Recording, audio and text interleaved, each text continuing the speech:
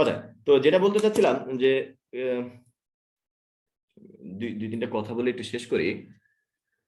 সেটা হচ্ছে আমাদেরকে নর্মালি যদি বলা হয় যে ভাইয়া উম, উম, এখানে কে কে হচ্ছে গিয়ে একজন বেটার পার্সন হইতে চান, বা হচ্ছে কে কে হচ্ছে গিয়ে একটা বেটার পার্সনের গুণাবলী হচ্ছে গিয়ে শুনতে চান, তো এটা মোটামুটি আপনারা সবাই প্রায় জানেন যে একজন উত্তম মানুষের গুণাবলী কিরকম হওয়া উচিত, বা একজন উত্তম মানুষের কিরকম লাইফস্টাইল লিড করা উচিত, এটা মোটামুটি আপনারা সবাই হচ্ছে গিয়ে জানেন, বা সবাই হচ্ছে গিয়ে এরকম অনেক কথাই হয়তো বা আগে শুনেছেন।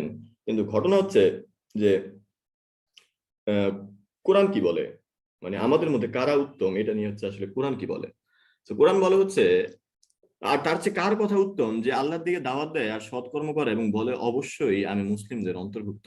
দ্যাট মিনস যারা হচ্ছে বেসিক্যালি আপনাকে বলতেছে যে হচ্ছে আল্লাহর কথা, সৎকর্ম করতে বলতেছে, তারাই বেসিক্যালি হচ্ছে উত্তম। ডিরেক্ট ওই যে 41-43 মাঝখানে একবার লিখছিলাম না, তো 41-43-এর বঙ্গানুবাদটা হচ্ছে ডিরেক্ট এটা আর কি।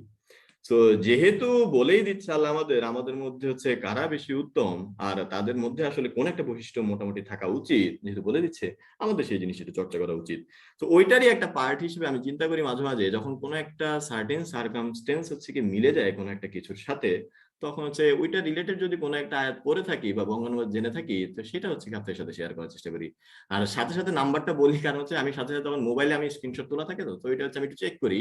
যেমন এটা আজকেরটা একটু চেক করছিলাম যে এরকম কিছু একটা শুনছিলাম আগে, তো এটা কোথায় আছে, তো এটা পরে চেক করে বের করছে যে 41-43 ছিল আর কি। এটা আপনারাও করতে পারেন, মানে নিজেদেরকে সার্বক্ষণিক হচ্ছে একটু একটা রিমাইন্ডের মধ্যে রাখা প্রত্যেকটা কাজের সময়। আসলে ভাই এটা যখন আপনার মনে আল্লাহ থাকবে, অন্তরে আল্লাহ থাকবে, তখন দেখবেন প্রত্যেকটা কাজে প্রশান্তি অন্য লেভেলে পাবেন। আপনি সিঁড়ি দিয়ে নামার সময় অটোমেটিক্যালি আপনার মনে আসবে যে এখন সুবহানাল্লাহ পড়া উচিত, উঠার সময় অটো মাথায় আসবে এখন আল্লাহু আকবার বলা উচিত, অটো মাথায় আসবে এই জিনিসগুলা।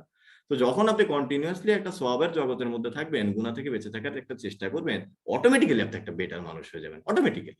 ঠিক আছে, কারণ তখন আল্লাহর হেদায়েতের পথে আপনি চলতেছেন, তাই না? আমরা চেষ্টা করবো, আমরা সবাই চেষ্টা করবো, আমরা সবাই ভাবি বান্দা, মানে আমরা মানে শয়তান আমাদের পথভ্রষ্ট করবে, এটাই শয়তানের হচ্ছে মেইন কাজ। আর আল্লাহ আমাদেরকে মাফ করবে যদি আমরা তওবা করি।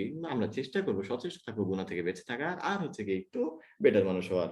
এই তো ওইটারই একটা প্রসেস হিসেবে হচ্ছে আমিও কাজগুলো করার চেষ্টা করি আর কি, একটু মানে সৎকর্মের উপদেশ দেওয়ার চেষ্টা করি, আর কিছুই না। মোটিভেশন বলতে জীবনে কিছুই নেই, সব হচ্ছে আল্লাহর পথে ডাক দেওয়া। তো আল্লাহ সবাইকে ভালো রাখুক, আমার জন্য দোয়া করবেন, আপনাদের জন্য হচ্ছে গিয়ে দোয়া রইলো। হয়তো বা আগামী ক্লাসে আবার দেখা হবে। তার আগে হচ্ছে আজকে